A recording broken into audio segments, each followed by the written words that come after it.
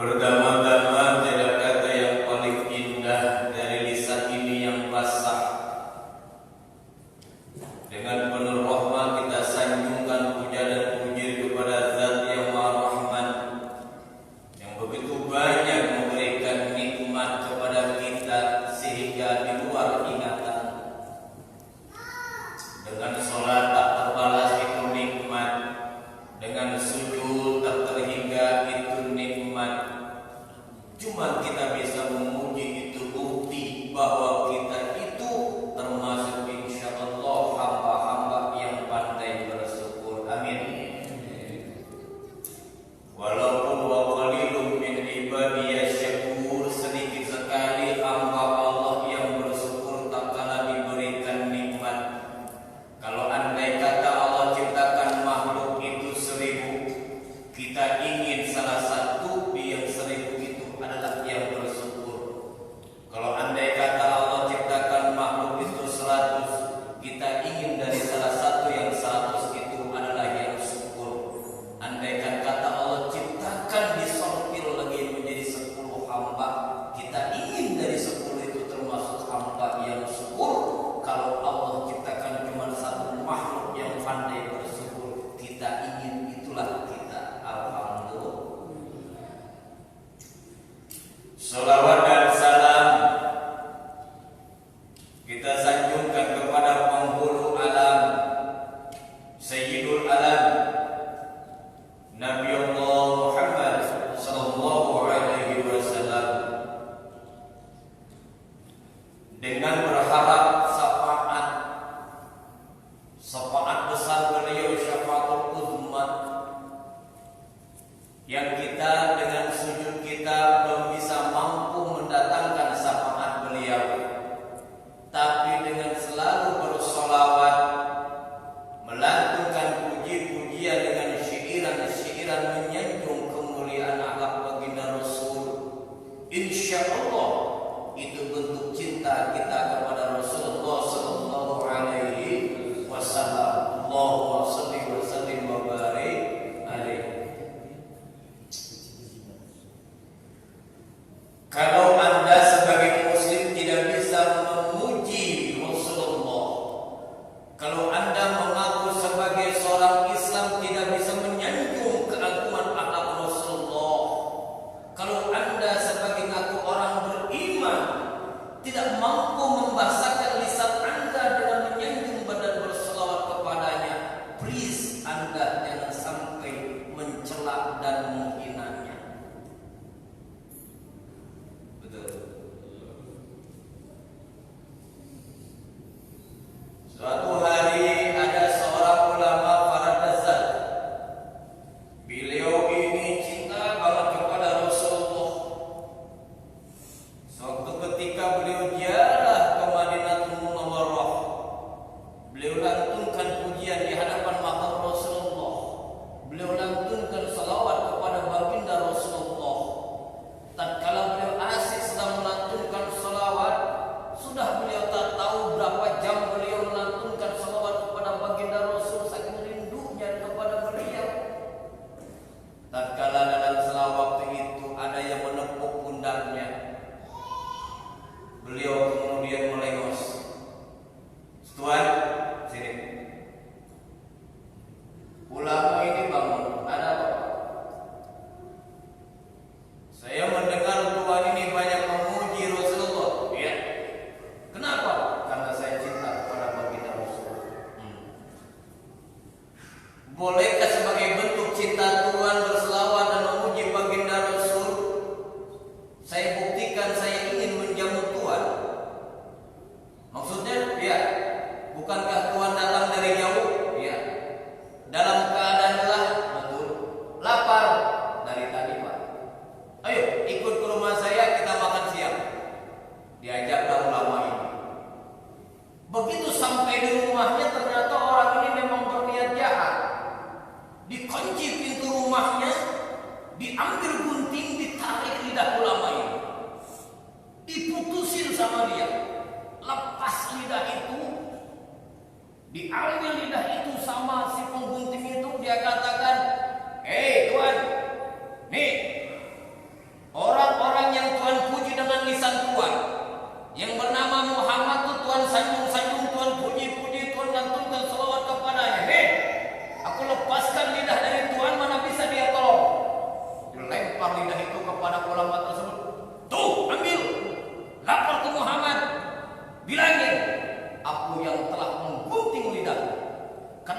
benci mendengar orang yang memuji Muhammad.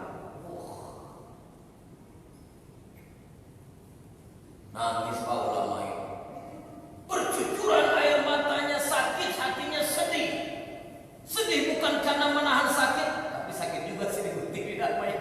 Tapi yang paling sedih adalah dengan tidak ada lidahnya dia tidak mampu berselawat dan menyanjung kepada Rasulullah Sallallahu Alaihi Wasallam. Itu yang bikin sedih terdalam. Kemudian ulama ini nurut ajalah kepada apa yang menggunting lidahnya.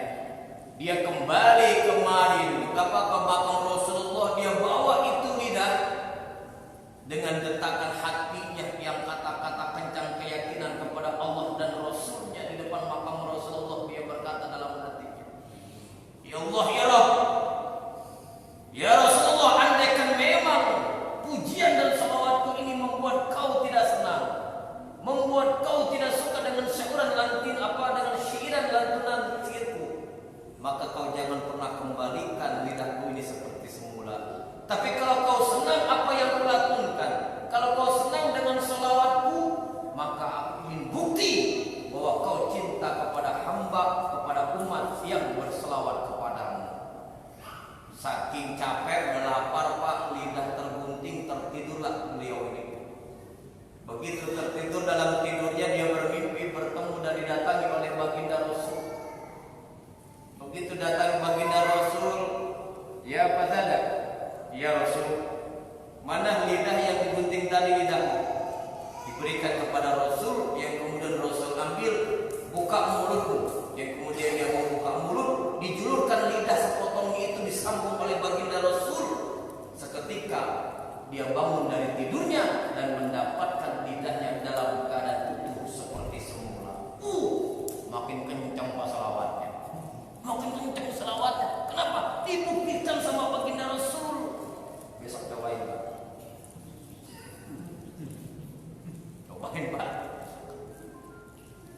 Mungkin kita bukan tingkatan ya Pak, tapi kalau kita tidak bisa banyak berselawat ke baginda Rasul, minimal jangan kita pernah menyepelekan, mencaci maki, menghina baginda Rasul. Na'udzubillah min dzalik. Pak, ulama dulu Pak, ulama dulu salafus soleh, ulama-ulama mutaqaddimin, apabila mereka itu satu hari saja, jangankan satu hari, dalam detak jantungnya, dalam hitungan jamnya yang diberikan nikmat oleh Allah, mereka tidak berselawat kepada baginda Rasul, maka ada dua dalam hati mereka. Satu, kesedihan yang sangat mendalam. Kedua, mereka merasa berdosa karena mengaku umat baginda Rasul, tapi dalam satu hari tidak menyebut namanya, artinya tidak berselawat. Umat terdahulu Pak, ulama-ulama terdahulu salafus soleh. Percis deh kita Pak ya, percis. Kita sampai ya, sehari nggak berselawat, masya Allah,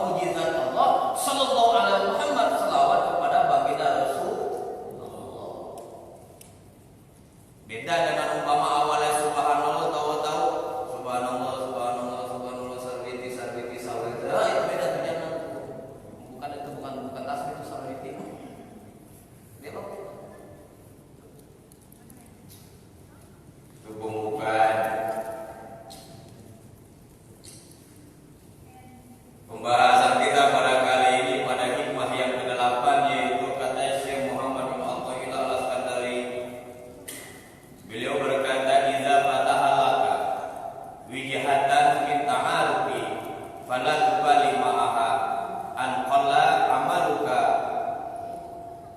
fa inna fataha laka illa wa huwa yuridu ay ta'rifa ilaika alam ta'lam anna ta'rifa wa huwa muriduhu alaik." Kata beliau, "Idza fataha laka wijhatan min ta'aruf." Ini berarti kita bahasanya sedang membahas ta'aruf. Apa ta'aruf? Pengenalan. Bukan pengenalan kepada hamba sesama hamba, bukan pengenalan antara bos dengan karyawan, bukan pengenalan antara orang atasan dengan bawahan, tapi ta'aruf dalam kitab ini adalah maksudnya ma'rifat, kenal kepada Allah. Dalam dunia ma'rifat, suatu hari Syekh Bahabuddin Aqsabandi ditanya, "Ya Tuan Syekh, ya, apa sih itu dimaksud dengan perjalanan ma'rifat, perjalanan tarekat, perjalanan hakikat? Apa Tuan Syekh?" Beliau menjawab, pentafsiran dari beliau perumpamaan bahwa perjalanan seorang hamba ingin dia ta'aruf kepada Rabbnya, dia ingin kenal kepada Rabbnya, itu ada dua. Satu, ada yang disebut dengan ahlul ibadah, baru ta'aruf, kenal kepada Allah. Ada yang ahlullah, yang kemudian ta'aruf. Apa ada yang ta'aruf billah, yang kemudian baru ahlul ibadah. Jadi ada dua, ada yang dia dengan melakukan ibadah, baru kemudian dia mengenal kepada Allah. Ada yang terbalik, dia dulu dikenalkan oleh Allah kepada diri Allah, artinya Allah mengenalkan diri kepadanya, baru dia ahli ibadah. Itu dalam bab ma'rifat. Jadi ada ma'rifat hasil kasab dengan tahajud, baca Qur'annya dawam, puasa sunnahnya dawam, sedekahnya ringan tangan, lisannya tidak berhenti basa mengucapkan kalimat-kalimat indah kepada Allah dan Rasulnya, duhanya mantap, sujudnya lama, pules, hebat. Dengan ibadah yang dawam itu, kemudian dia merasakan nikmatnya ibadah. Karena nikmatnya ibadah, dia sampai kepada maqam ma'rifah, kenal kepada Rabbnya. Itu golongan yang pertama. Golongan yang kedua, Allah mengenalkan dirinya kepadanya, yang kemudian setelah dia kenal kepada Rabbnya, baru dia jadi ahli ibadah. Kira-kira Pak, dari gambaran dua ini enaknya mana? Apa kita ibadah dulu istiqomah baru kenal Tuhan kita? Apa Tuhan kita memperkenalkan kita baru kita jadi ahli ibadah? Kira-kira yang enak yang mana Pak? Bingung Pak ya? Yang enak itu Pak, yang enak yang kedua. Artinya apa? Artinya semua juga enak Pak kalau kenal kepada Allah. Artinya gini, seseorang yang melakukan amal ibadah, terkadang godaannya itu luar biasa Pak. Dia merasa sudah jadi ahli ibadah, dia merasa sudah ahli jadi sujud, dia sudah merasa menjadi ahli sedekah, menjadi ahli qiraah, menjadi ahli zikir. Wah, nanti ujung-ujungnya bukan ibadah yang dapat mendekatkan dia kepada Rabbnya, tapi justru ibadah itu yang menjauhkan dia kepada Rabbnya. Dengan apa? Dengan hijab kesombongan ahli ibadah. Makanya sahabat-sahabat terdahulu banyak Pak yang Allah memperkenalkan dirinya kepadanya, yang kemudian dia jadi ibadah dengan hitungan waktu. Seperti apa tuh? Muhammad bin Dinar. Dia kan itu bukan termasuk awalan seperti sejarahnya Umar bin Khattab.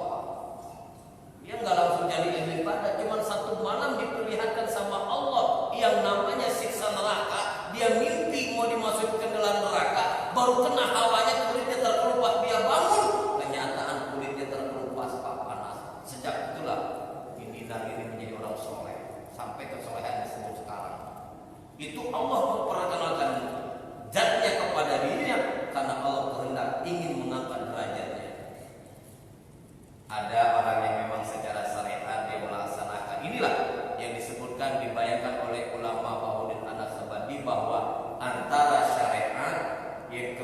kemudian toreka, yang kemudian hakikat, baru ma'rifat. Ini perjalanan beliau tafsirkan seperti seseorang yang ingin mengambil mutiara di dasar lautan. Dia gunakan perahu, itulah syariatnya. Setelah dia naik perahu didayung sampai ke tengah lautan, itulah yang namanya toreka. Perjalanan dari pinggir ke tengah, itulah toreka. Karena toreka itu jalan.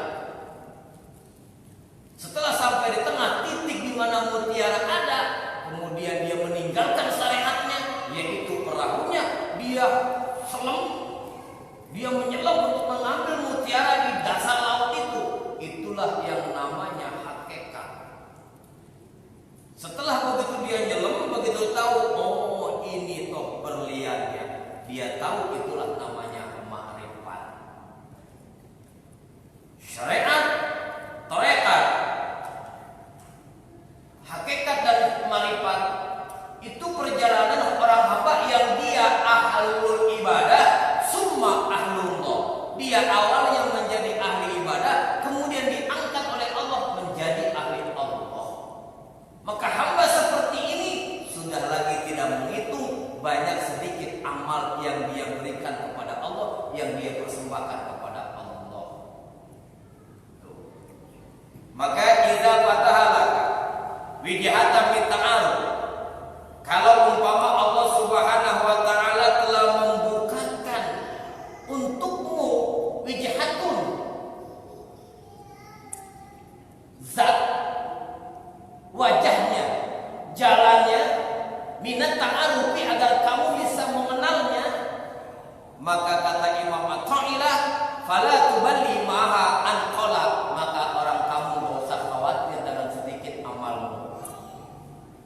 Ini ada Pak, orang yang dia maaf yang ngomong, katakanlah dia dari akhir balik, yang kemudian dia kan gini Pak, kita itu kurang lebih ada 10 fase dalam kehidupan ini. Pertama, fase kita diciptakan di alam ruh. Kita diciptakan di alam ruh, yang kemudian Allah transfer kita ke alam rahim. 2. Setelah alam rahim kurang lebih 9 bulan 10 hari, Allah transfer kita ke alam dunia. 3.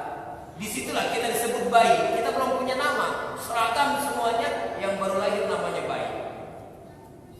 Setelah bayi, kita meningkat kepada alam anak-anak, masa anak-anak. Setelah masa anak-anak, kita meningkat kepada masa remaja. Udah berapa? Alam ruh, alam rahim, alam dunia. 3. Yang kemudian masuk kepada masa anak-anak. 4. Yang kemudian masuk kepada masa remaja. 5. Kemudian masa dewasa. 6. Yang kemudian masa kita berkeluarga.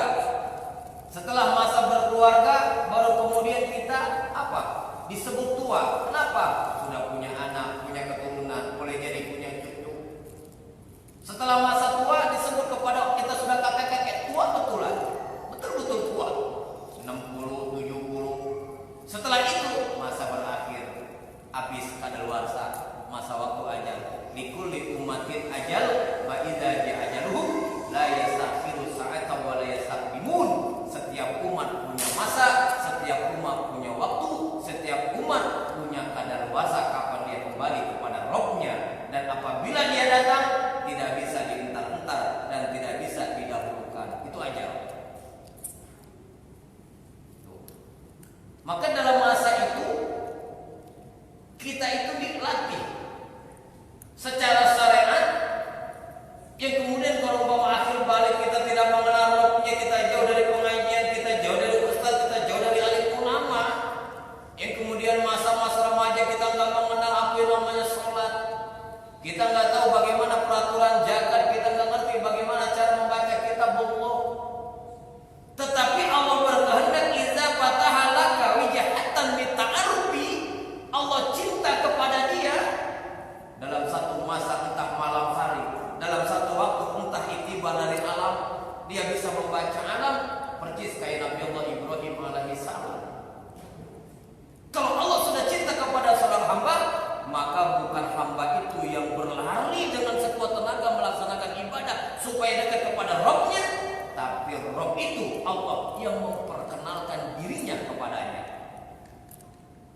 Bukan begini, wa'bud rabbaka hatta yatiyakal yaqin. Itu yang pertama. Puasa, zakat, haji, tahajud. Dia memperkenalkan dirinya kepada Rabbnya. Itu wa'bud rabbaka hatta yatiyakal yaqin. Kau beribadah kepada Tuhanmu sehingga timbul keyakinan. Tapi yang kedua ini bukan itu, tetapi ana Allah, la ilaha illa ana huwa, la ilaha illa huwa, aku adalah Allah, tidak ada Tuhan selain aku, kata Allah. Dia memperkenalkan dirinya kepada hambanya. Maka hamba seperti ini dia makrifat dulu, kemudian baru ahli ibadah. Kenapa? Karena ma'rifatun bila syariat bahwa batilun, ma'rifat tanpa syariat itu batil, ditolak oleh hukum agama. Awas, jangan mentang-mentang sudah merasa kenal Allah, dia ditarik oleh Allah untuk memperkenalkan diri Allah kepadanya, yang kemudian tidak mau ibadah. Salah. Tetap orang yang sudah kenal kepada Rabbnya, karena Allah memperkenalkan dirinya kepadanya, tetap setelah dia marifat, dia berkewajiban melaksanakan yang namanya hukum syariat, yaitu menyembah kepada Allah Subhanahu wa ta'ala. Jangan sampai istilah keluar, Mas, ya, nggak sholat Jumat. Saya mau sholat Jumat di Mekah, Pak. Pokoknya nggak usah ngatur saya dah. Pokoknya nggak bisa masa ngikutin saya. Di Mekah saya sholat Jumat, Johor di Madinah saya, Pak. Wah, hebat. Marifat kepada Allah, saya udah 20 sholat saya, Pak. Yang begitu enak diikat, mungkin kali disadari, Pak. Bahaya kalau begitu. Ya. Jadi dua gambaran seorang hamba ini dengan cara mengenal kepada Allah. Satu, dia kasab dulu, dia syariat dulu, melaksanakan 4 tahap tadi, syariat, thariqat, hakikat marifat. Sedangkan hamba yang kedua, dia marifat dulu, artinya Allah mengenalkan diri kepadanya, baru dia menjadi ahli syariat. Dia menangis tengah malam kepada Allah, mohon ampun ya Allah, ya Rabb, aku telah menyaksikan kebesaran, hatiku selalu ta'alluq kepadamu, hatiku ikat kepadamu. Maka saat ini ya Allah, aku taubatan nasuha, dan aku akan mengharamkan diriku untuk tidak bermaksiat kepadamu. Wah, artinya apa? Dia jadi ahli ibadah dan dia menjauhi daripada maksiat kepada Allah. Setelah apa? Setelah marifat. Jadi dua golongan ini tinggal kita membaca diri. Apakah kita golongan yang pertama, kita melaksanakan syariat dulu, kita puasa, kita zikir, kita tahajud, kita muhasabah, kita tadabbur alam, sehingga kita merasakan kehadiran Allah. Di mana kita tinggal, di mana kita berada, seolah-olah Allah melihat kita. Kita berucap Allah mendengar, kita melangkah Allah tahu, kita berbuat Allah ngerti. Wa huwa bikulli syai'in alim, Allah mengetahui segala sesuatu perkara. Wallahu a'lamu bizati sudur, Allah tahu terletak hati kita. Kalau seorang hamba sudah merasa begitu dengan berbagai macam bentuk ibadahnya, maka dia termasuk kelompok yang pertama. Dengan usaha, dia berusaha mengenalkan dirinya kepada Allah, yang kemudian Allah angkat menjadi marifat. Itu yang pertama. Dan yang kedua, bukan dia berlari dengan sungguh-sungguh mengejar marifat kepada Allah, tapi kelompok kedua ini dengan iza fatahalaka wijhatam min ta'aruf, tapi Allah yang memperkenalkan dirinya kepada hambanya. Setelah itu baru dia menjadi ahli syariat alias ahli ibadah. 1, 2 bagus aja, Pak. Artinya apa? Bisa ibadah dan bisa mampu marifat kepada Allah. Yang kemudian fala tubali maha an qala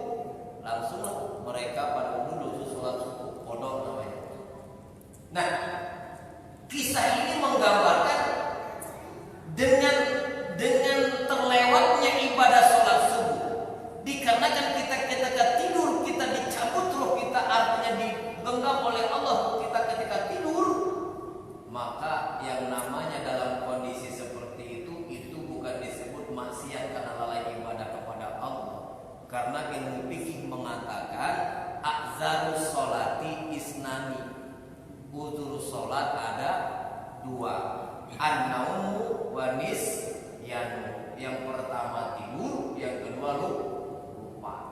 Itu uzur sholat, Pak. Tapi jangan diatur.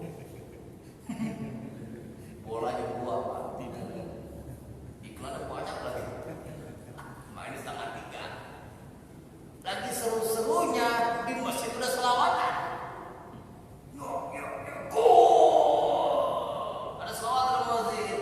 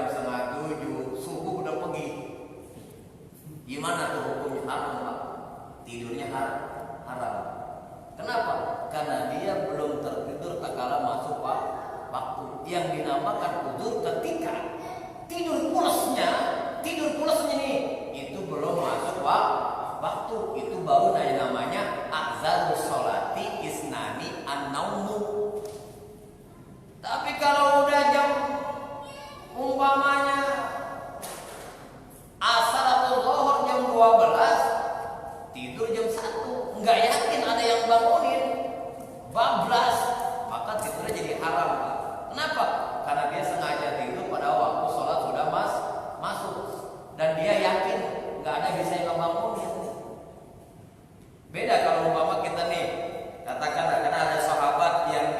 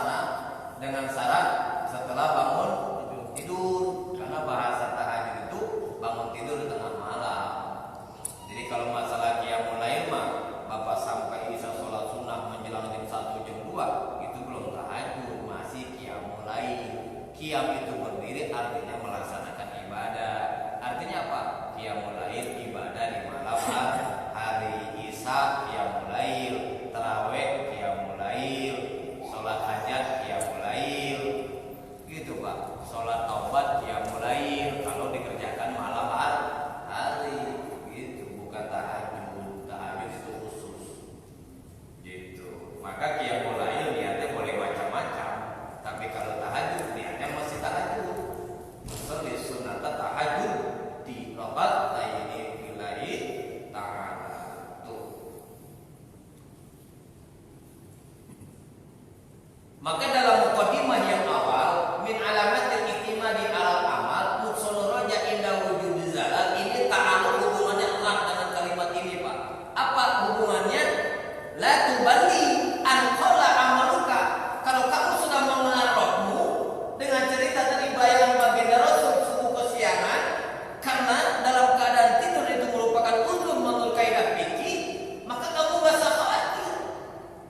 Kesiangan nih, jangan ngedumel, marah kepada Tuhan, marah ke orang rumah, jangan. Ibu gimana sih?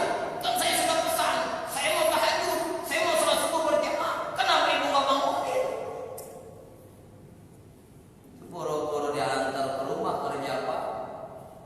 Piring terbang. Jangan. Artinya apa?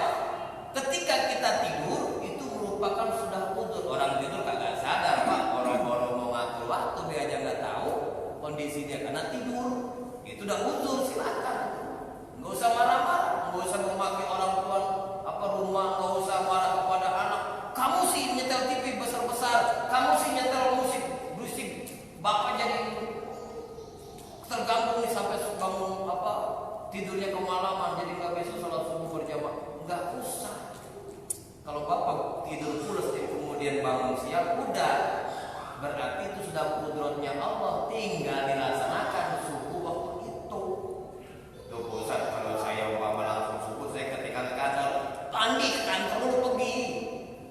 Itu ke kantor pergi, masuk kantor, kayaknya masih ada waktu nih untuk istirahat sebentar nih sebelum mulai kerja. Udah ambil dulu ampar saja ada di ruangan kantor.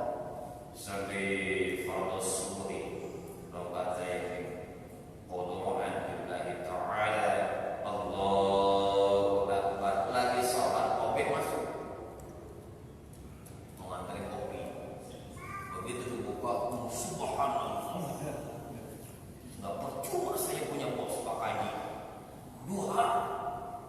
Duha cuma pakai spion. Ya Allah, pintarnya opek masih di situ. Sholat dilambatin, Pak. Takut ketahuan baca kunut. Ya Allah, begitu opeknya keluar baru dia Allah ini gimana? Gimana? Enggak bingung opeknya. Sholat duha kayak kunut kata. Padahal pondok di rumah kesiangan. Enggak jadi bosan, enggak jadi masalah. Orang bukan kesalahan kita tak tidur tetap. Begitu itu uzur agama. Ilmu fikih mengatakan itu uzur, bebas, enggak usah dipermasalahkan. Yang penting dilaksanakan pada waktu yang kita mampu, yang kita bisa. Dan kalau mengqadha sholat, ya, mengqadha sholat itu enggak harus waktu sholatnya. Pernah saya ditanya Ustaz, saya mau kalau qadha dawam. Maksudnya gimana, Pak? Saya mah kalau habis sholat dulu kan saya habis akhir balik sampai saya menjelang SMP, saya itu susah sholat. Terus menjelang SMA saya kenal sama orang-orang yang ngerti agama, rajin ngaji, baru saya begitu dulu sekian tahun saya nggak sholat harus dibayar. Terus gimana?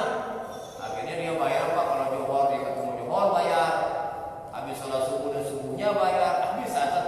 Nggak usah begitu, Mas. Yang namanya bayar utang nggak usah waktunya juga nggak apa-apa.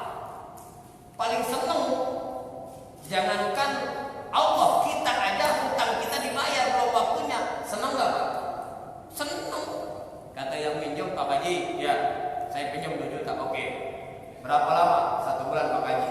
2 minggu diantarin, seneng nggak? Seneng. Begitulah. Jadi nggak mesti qadha subuh harus waktu subuh, nggak mesti qadha zuhur harus waktu zuhur, nggak mesti. Di mana kau punya kesempatan? Karena qadha tidak terikat sababul mutaqaddimin dan sababul mutaakhirin, qadha tidak terikat. Enggak, bebas hambatan qadha. Di mana kau sempat silakan laksanakan. Itu qadha. Jadi nggak usah mau qadha zuhur nungguin zuhur, nggak usah.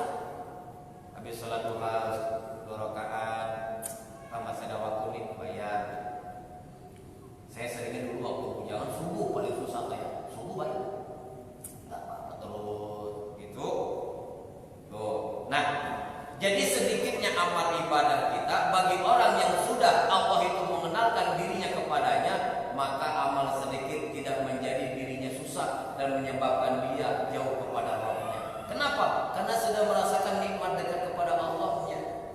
Gitu. Jadi dia tidak menjadikan amal ibadahnya itu untuk jaminan kepada Rabbnya agar Rabbnya itu menuruti apa yang dipintanya. Enggak. Gitu. Karena dia mau sujud, dia mau ruku, dia mau ibadah, itu bentuk ketaatan dia sebagai makhluk kepada Allah sebagai Khalik yang menciptakan dia. Enggak ada hubungan dengan banyak rezeki, enggak ada hubungan dengan suksesnya karir, enggak ada hubungan ke situ sholat mah. Kadang-kadang kan pernah saya katakan berkali-kali kita mengampar sajadah, mengharapkan diri ke arah kiblat. Allahu Akbar. Ini kan isyarat. Isyarat apa? Ketika kau sudah takbiratul ihram, buang dunia ke belakangmu. Allahu Akbar. Tinggalkan dunia. Kau sedang menghadap Rabbmu.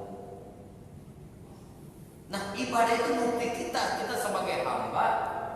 Karena perintah dari Allah aqimis sholat, laksanakan sholat. Jadi jangan berharap dengan sholat kita bisa umpamanya naik pangkat dengan cepat, dengan sholat kita bisa kaya raya mendadak. Bukan. Sholat mah bentuk pengabdian kita, pengakuan kita sebagai hamba kepada Allah, itu murni. Awas itu min alamatil itimadi alal amal. Jangan jadikan jaminan. Duha sudah sekian tahun, tahajud sekian tahun, mana ya Allah ini? Tetangga saya mah kayaknya jangankan duha, jangankan tahajud, salat wajib aja kayaknya mukanya buta banget kena air wudu. Tapi kenapa bisnisnya sukses? Tapi kenapa cepat naik pangkat? Tapi kenapa sebentar-sebentar keluar negeri, sebentar-sebentar beli kendaraan, ganti mobil? Saya tahajud sekian tahun, duha sekian tahun, tuh Allah tuh sampai hitam jidat saya. Mana ini ya Allah? Maka kemarin kadang-kadang saya bermutasi lagi. Waduh. Makanya jangan salahkan Allah tatkala nanti kita di akhirat, di yaumil hisab, kita mengadakan tangan, ya Allah ya Rabb, mana pahala salat saya? Ditanya sama Allah. Emang salat saya Allah berapa tahun? Lama. Dari akhir balik saya sampai mati salat. Buat apa salatnya? Nah itulah. Saya pengen kaya, saya pengen naik pangkat. Terus sama aku diberi. Kaya gak di dunia? Kaya. Naik pangkat gak? Naik pangkat. Itu balasan sholatmu. Maka sekarang kau gak dapat apa-apa. Nanti ada seorang hamba seperti itu di hadapan Rabbnya. Na'udzubillah min. Udah, kita ruku, kita sujud, kita bertasbih. Itu bentuk pengabdian kita kepada Allah sebagai hamba. Bagaimana kalau umpama seorang budak dia kepada tuannya, kan dia harus nurut apa kata tuannya. Kata tuannya, wahai budakku, kau ambil air penuhin kolam. Itu kalau belum penuh nggak berhenti, terus saja. Wahai budakku, kau ambil rumput sebanyak-banyaknya penuhin gudang. Kalau budak itu seorang hamba kepada sesama manusia bisa melakukan, kenapa kita tidak bisa melakukan untuk Rabb kita? Walaupun dalam satu dunia, satu alam semesta ini tidak ada yang menyembah Allah, Allah tidak akan pernah bangkrut jadi Tuhan. Sedunia Pak nggak nyembah Allah, Allah nggak turun jadi Tuhan. Orang yang butuh sholat, yang butuh ibadah kita, bukannya Allah. Gitu. Maka kita mau sholat apa enggak, Allah mah nggak rugi, Allah mah nggak turun pangkat jadi Tuhan menjadi hamba enggak. Karena sholat adalah hakikat untuk kita. Tuh. Maka dalam hikmah yang 8 ini, fa inna ma fataha laka la ilaha wa huwa yuridu ayat ta'rifa ilaika alam ta'lam anna ta'rifa huwa muridu alaika wal a'malu anta mahdiyuha ilaihi wa aina ma tahdihi ilaihi bima huwa muridu alaihi. Kalau Allah sudah berkehendak kepada seorang hamba yuridu, maka Allah akan mendatangi, Allah akan membuktikan kehendaknya dengan dia mengenalkan diri kepada Rabb-nya. Maka orang sahamba seperti ini tinggal kita bagaimana meragap diri kita. Apakah kita kualitas orang yang pertama yang berusaha dengan sekuat tenaga istiqomah melaksanakan ibadah kepada Allah, yang kemudian baru Allah membimbing kita untuk bisa kenal kepadanya, atau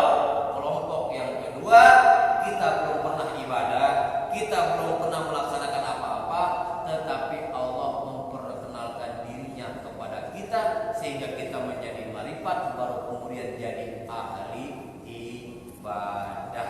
Mudah-mudahan kita termasuk salah satu orang yang diberikan rasa nikmat marifat kepada Allah, sehingga dengan demikian apapun yang kita lakukan, sekecil apapun ibadah yang kita lakukan, itu terasa nikmatnya. Karena apa? Karena kita sudah kenal kepada Allah. Seperti seorang budak, tatkala sekadar dia menyapu sebentar, tapi kalau dilihat oleh bosnya, diperhatikan oleh tuannya, maka budak ini akan